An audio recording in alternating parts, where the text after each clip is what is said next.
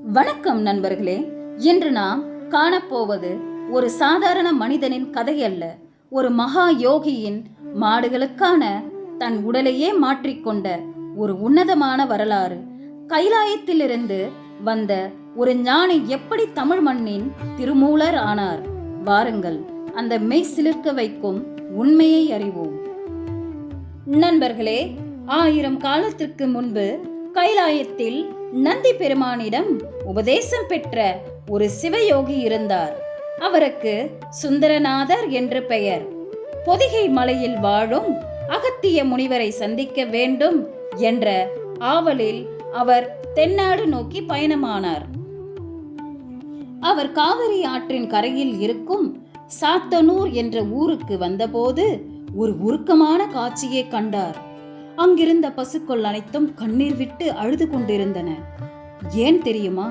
அந்த பசுக்களை தினமும் மேய்த்து வந்த மூலன் என்ற இடையன் திடீரென உயிர் பிரிந்து நிலத்தில் கிடந்தான். தன் எஜமான் இறந்து விட்டதை உணர்ந்த அந்த பசுக்கள் அவனை சுற்றி நின்று கதறின. பசுக்களின் இந்த துயரத்தை கண்ட அந்த ஞானியின் மனம் உருகியது. விலங்குகளின் துயரத்தை போக்க அவர் ஒரு முடிவெடுத்தார். தனது யோக சக்தியால் தன் உடலை ஒரு பாதுகாப்பான இடத்தில் மறைத்து வைத்தார். பின் இறந்து கிடந்த மூலனின் உடலில் புகுந்தார். உடனே மூலன் உயிர் பெற்று எழுந்தான். இதை கண்ட பசுக்கள் மகிழ்ச்சியில் துள்ளி குதித்தன. தான் செய்ய வந்த புண்ணிய காரியம் முடிந்தது என்று எண்ணிய ஞானி பசுக்களை ஊருக்குள் கொண்டு சேர்த்தனர். மாடுகளை சேர்த்துவிட்டு தனது பழைய உடலை தேடிச் சென்ற அவருக்கு ஒரு பெரிய அதிர்ச்சி காத்திருந்தது.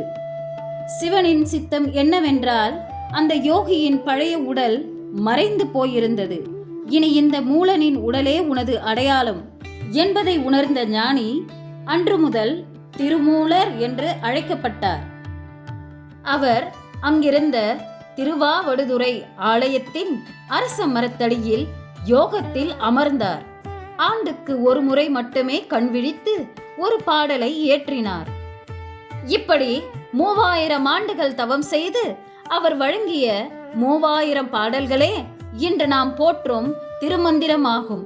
விலங்குகளின் கண்ணீரை துடைக்க தன் உடலையே மாற்றிக்கொண்ட அந்த மாபெரும் சித்தரின் வரலாறு நமக்கு சொல்லும் பாடம் ஒன்றுதான்: அன்பே சிவம்.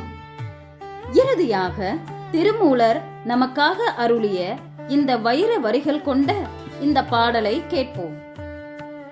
உடம்பாரழியில் உயிராரழிவர் திடம்பட மெய்ஞானம் சேரவும் மாட்டார். உடம்பை வளர்க்கும் உபாயமறிந்தே உடம்பை வளர்த்தேன், உயிர் வளர்த்தேனே.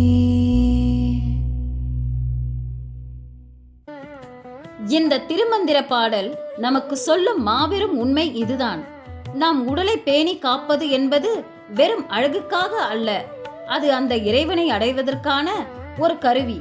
அன்பே சிவம் என்ற உயர்ந்த தத்துவத்தை உலகிற்கு உணர்த்திய திருமூலரின் இந்த வரலாறு நமக்கு மனித நேயத்தையும் சக உயிர்கள் மீதான கருணையையும் போதிக்கின்றன.